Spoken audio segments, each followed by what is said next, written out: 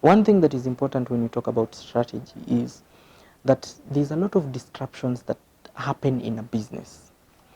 And business people will tell you that, yes, COVID has come in and disrupted the businesses a lot, but they have been facing disruption all the time. And if you follow this channel, I've talked about businesses and disruptions that have happened in businesses like Samsung, businesses like Nokia, businesses like Sony. And so to such business people, then a disruption of Corona, yes, is tragic in terms of business. But the shocks they have developed over time, they will tell you that this yes is a disruption, but we have been disrupted before.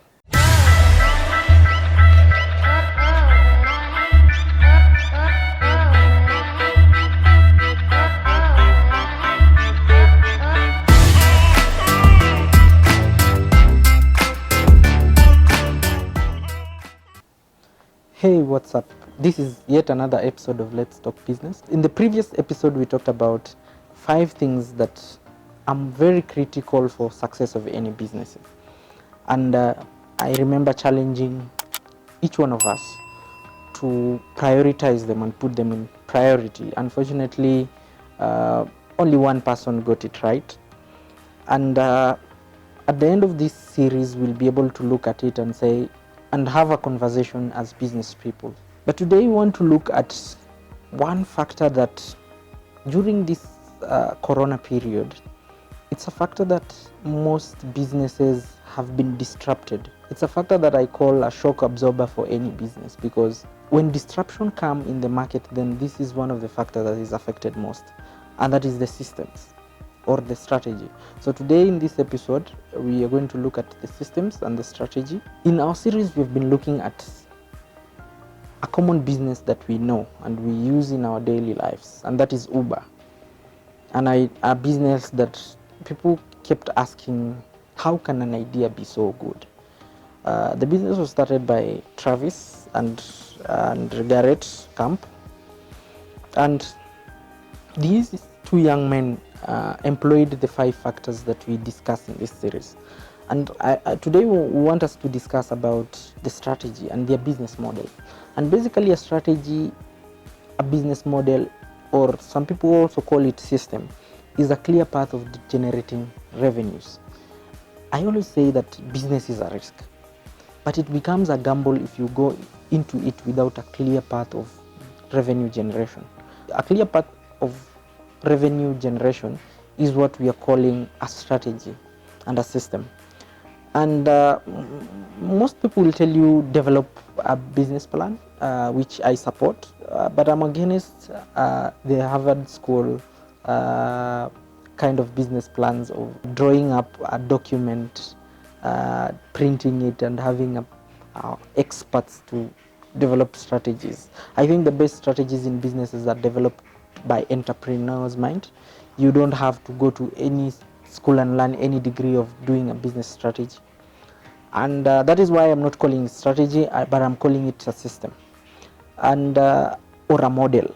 And one of the things I really want to highlight is that you may never have it right the first time. You can start without a clear model, but as you move along and you learn the market, you perfect your business, and you continue coming up with models and systems that better your profit making in any business. But then it is important, before you go to that business, so that it is not a gamble, you ask yourself, what is my model of revenue generation? What is my business model? To highlight this, that you can start out without a model. The model that Uber is using right now is not a model that they started out with. Remember in a previous episode we said that Uber started out where you send a text message of your location, and the driver gets the coordinate. And Camp at one point called Travis and told him, I have papers for our own parking lot. Because when they started out, their model was for Uber to own luxurious cars. So Camp wanted to have a fleet of cars that Uber would own, but Travis was against it. And this, I believe, would have killed Uber, and we wouldn't have known if Uber exists if they owned cars, because of them not owning cars, their model was to ensure that they have no costs, running costs. They are not facing any challenges with labor laws, employment, overtime, insurance, maintenance, fuel, servicing the vehicle. So all these, Uber doesn't own any car, it's just a system. And by the way, these guys did not create the system, they outsourced the development as well. So you see, it's an important lesson for also business people, that you don't really have to own to be a tech guy and develop these systems. You just need to come up with a model and have that entrepreneurial spirit. And so they developed this system, and their model has helped them win against many court cases. But you see, because the model that they had put of not owning the cars, not owning the drivers themselves, just owning the technology, was a model that worked for them. Another model that they have employed under strategy is the pricing model, because Uber developed their pricing, number one, from mileage rate. They had a base fare. There's also, they introduced surge as they went along, so that when there's high demand for taxis, prices increase, and when there's a low demand for taxis, prices go down. And that's a good model. And also they went ahead and perfected it and went into pricing of cities, whereby if you order an Uber from Hilton and someone else ordered from another city, an equal distance may cost less from. I don't want to use an example and say you order it from the slums, but if I can use that example. If you order it from a slum and one from a 5-star hotel, you may be using the same distance, but Uber will charge a 5-star hotel customer higher than one who is ordering from the slums. And that is a strategy that they have used in pricing, and they have a whole algorithm as a strategy of pricing. And that is why I tell people to quit looking for unique businesses, businesses that no one has done before, because what really matters is what is your model, what is your system. Because we can have similar businesses, but our system and our models are different. And that is what people call the big picture, or the bottom line. Systems will really determine, as we'll see in our next episode, how successful your business would be post-COVID, for example. And some people are asking, how do I come up with a business strategy or a system or a model? A business strategy simply answers the question of, who are my customers? What is my target market?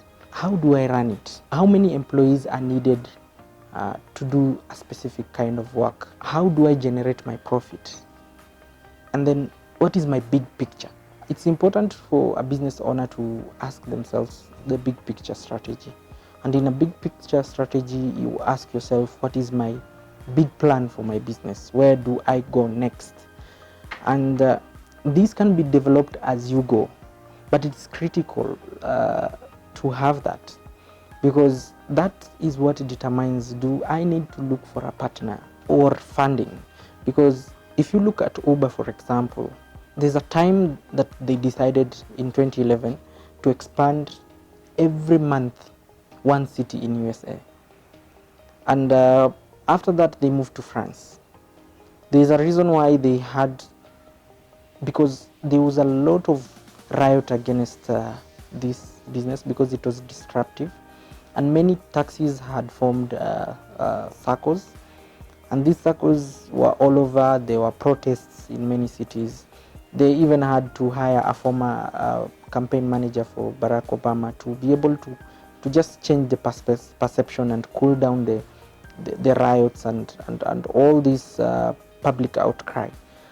And so there were several strategies that they employed, to a time where they decided, now let's try to do a CVP and raise some funding, because we need to expand.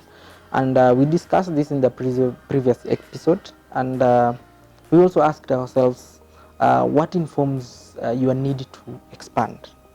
because we said that a business is like a plant. As it grows, it buds into new branches.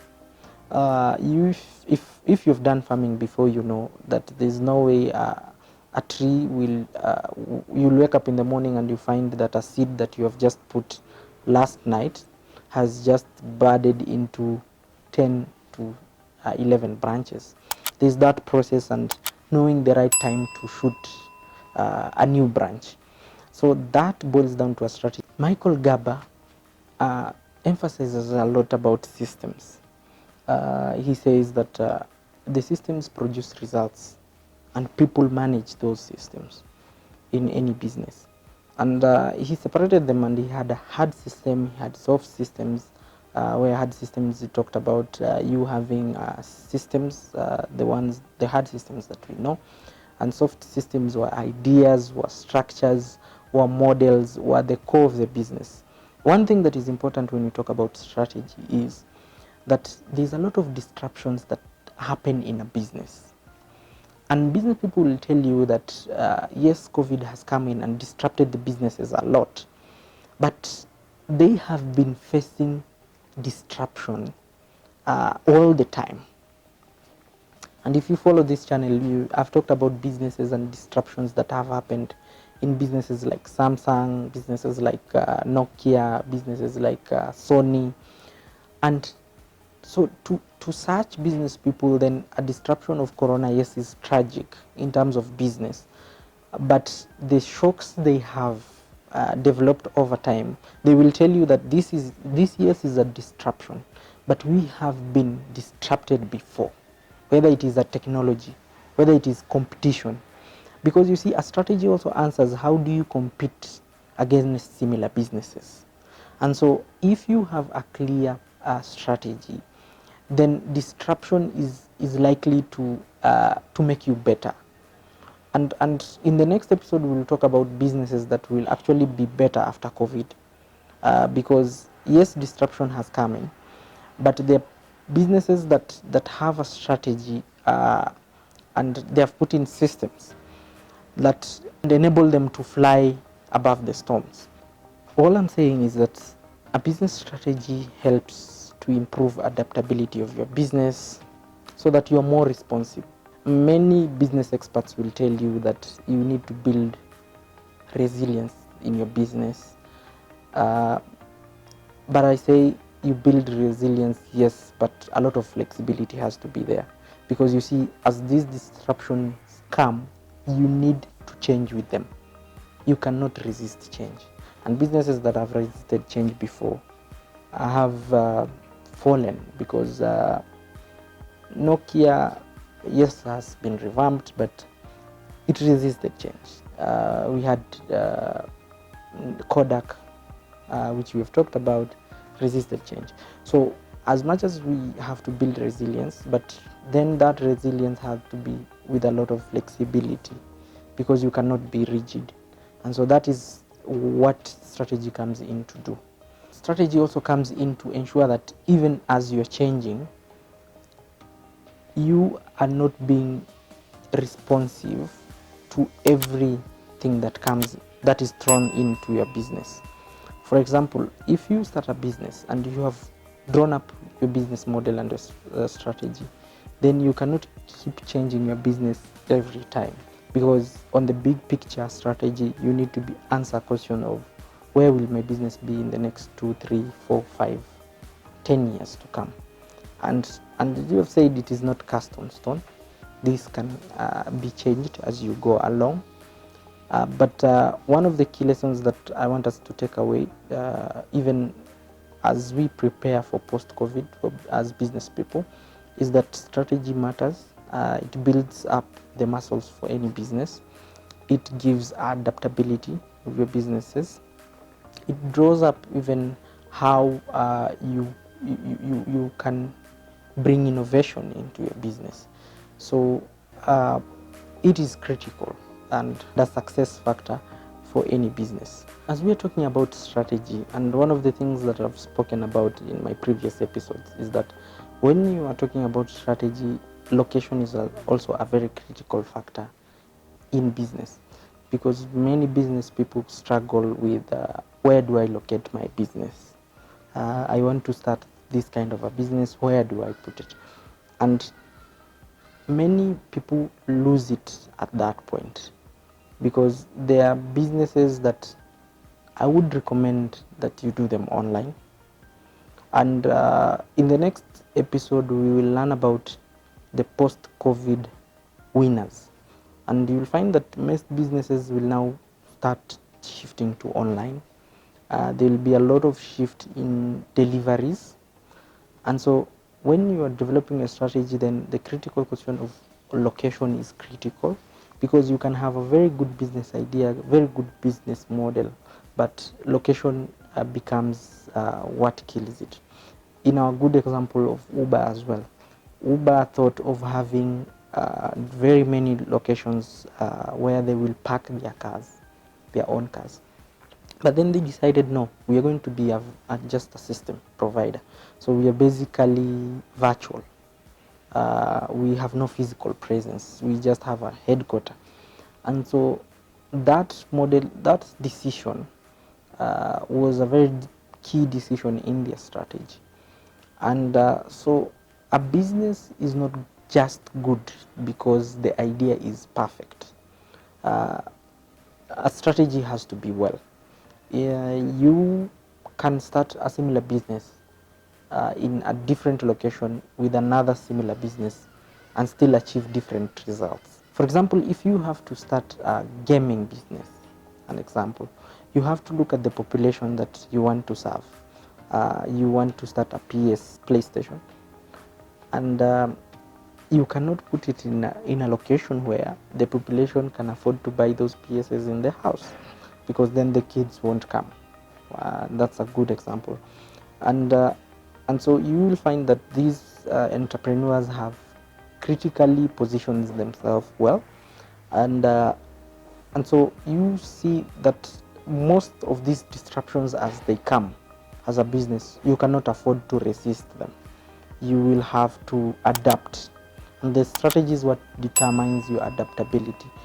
And you'll have to accept these changes and make them better.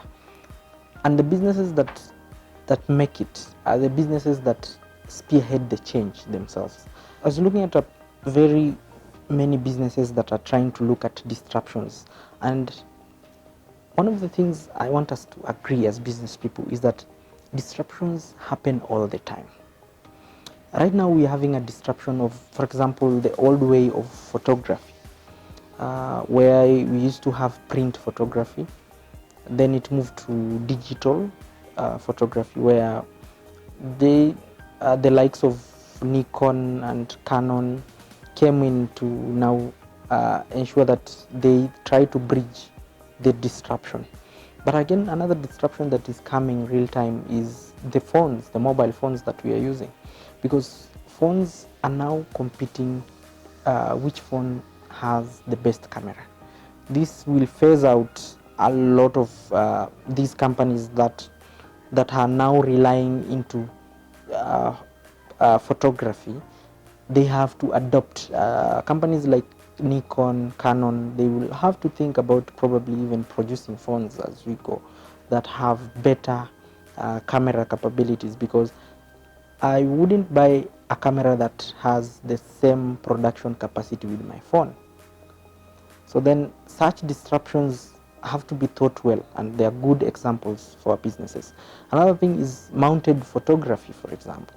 I've seen businesses that have digital pictorial mounts in the house. People no longer print photos and mount them in their house. I've seen even digital art gadgets that you can put in the house, and like a slideshow, you change your photos every day. So I think that strategy is what shapes all that and helps your business. And thank you for tuning in and watching this episode all through. I hope it was informative, and it can help you grow a strategy of your business. Let me know if you're having any challenge trying to develop a business strategy of your own. and we can always share ideas. I'm open to any discussions in terms of business growth and strategy and systems. And let me know in the comment below if you have any suggestion and comment for other business people. Let's keep this conversation going, and don't forget to subscribe on my YouTube channel, Mstari wa Mbele. See you next time.